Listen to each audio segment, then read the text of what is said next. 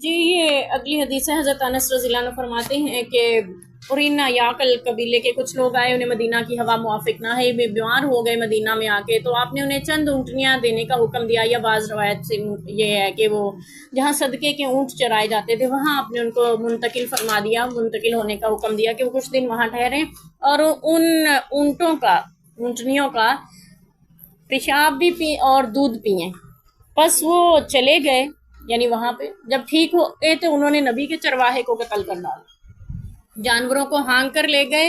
اور پس دن کے اول وقت یہ خبر نبی پاک کے پاس آئی، آپ نے ان کے تعاقب میں آدمی بھیجے، چنانچہ دن چڑھے وہ گرفتار کر کے لائے گئے، بس آپ نے ان کے ہاتھ پاؤں کاٹنے کا حکم دیا، ان کی آنکھوں میں گرم سلائیاں پھیر دی گئیں، وہ گرم سنگلاگ جگہ پر ڈال دیے گئے، پانی مانگتے تھے تو انہیں پانی تک نہیں پلایا گیا تھا،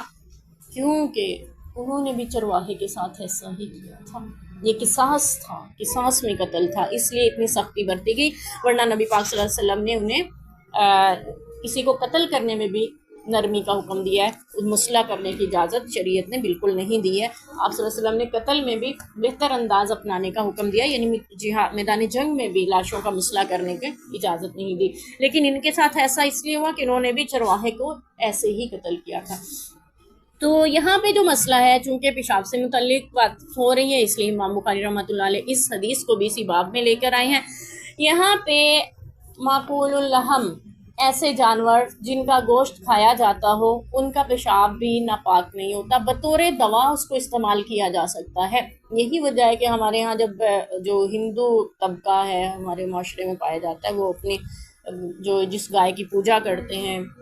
اس کو پیتے بھی ہیں، دودھ بھی اور اس کا پیشاب بھی، تو شریعت میں بھی یعنی ان جانوروں کے خون کو پیشاب کو حرام نہیں سمجھا جاتا۔ البتہ یہ حدیث ہے، یہ حدیث سے ہمیں یہ مل رہا ہے کہ حلال جانور کا پیشاب بھی ناپاک نہیں ہوتا، بطور دوا یا کسی بھی مسئلے کی صورت میں اس پہ وہ حکم نہیں لگتا جو انسانی پیشاب پہ لگتا ہے، ٹھیک ہے۔ تو ہمارے ہاں البتہ جو فقہ حنفی ہے اس میں فتویٰ یہ ہے، اور وہ پچھلی حدیث کو لے کے ہے کہ وہ پیشاب سے نہیں بچتے تھے اس لیے ان کو قبر کا عذاب ہو رہا تھا، وہ اس حدیث کو لیتے ہوئے یہ فتویٰ دیتے ہیں تمام قسم کے پیشاب جو ہیں وہ ناپاک ترین ہیں، ان پہ سب پہ وہی حکم لگے گا جو کہ انسانی پیشاب پہ لگتا ہے، یعنی یہ ان کا فتویٰ ہوتا ہے۔ تو جب حدیث میں ایک چیز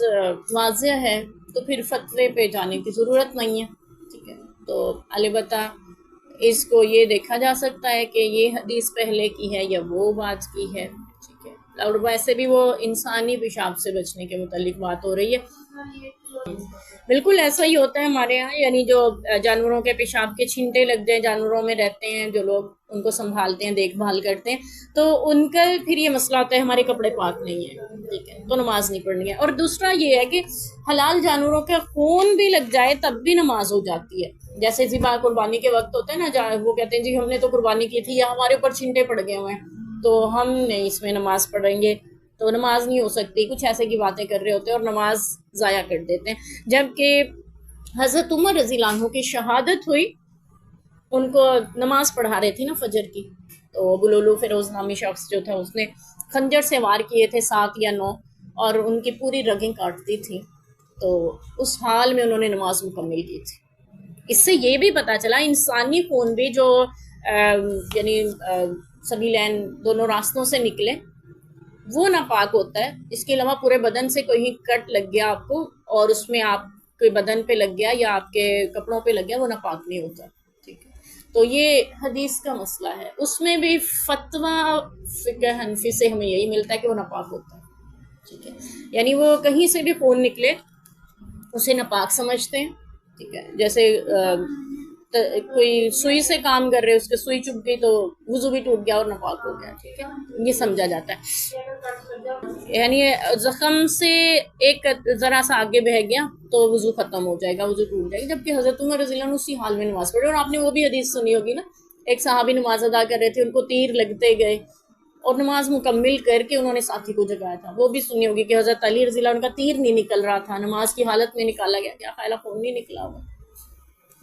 اس کو مکمل کیا۔ تو یعنی ہمارے کچھ فتوے جو ہوتے ہیں وہ حدیث سے ٹکراؤ محسوس ہوتا ہے ان میں، تو بہتر ہے آپ حدیث کو اولیت دیں، ترجیح دیں، کیونکہ یہی اماموں کا بھی قول ہے کہ جب ہماری بات حدیث کے مقابلے میں آئے تو آپ حدیث کو لیں گے، ہماری بات کو چھوڑ دیں گے، ٹھیک ہے۔ تو کسی امام نے یہ نہیں کہا کہ میری ہی بات لی جائے گی، حدیث کو چھوڑ دیں گے، ایسا نہیں، بلکہ حدیث کو لیں گے، میری بات کو چھوڑ دینا۔ تو یہ یعنی چونکہ اس وقت تک احادیث جو تھیں وہ مکمل جمع کتابی شکل میں نہیں تھیں، جو حدیث میسر تھیں ان کے مطابق انہوں نے جو فتوے دیے اپنی سمجھ سے، پوری کوشش اور دقت اس سے محنت سے، تو وہ انہوں نے صحیح فتوے اور فیصلے کیے ہیں، ان پہ ہم یہ نہیں لگا سکتے کہ انہوں نے نعوذ باللہ جان بوجھ کے ایسا کیا، ٹھیک ہے۔ تو اللہ تعالیٰ ہمیں بھی ہدایت نصیب فرمائے۔ تو جو شریعت میں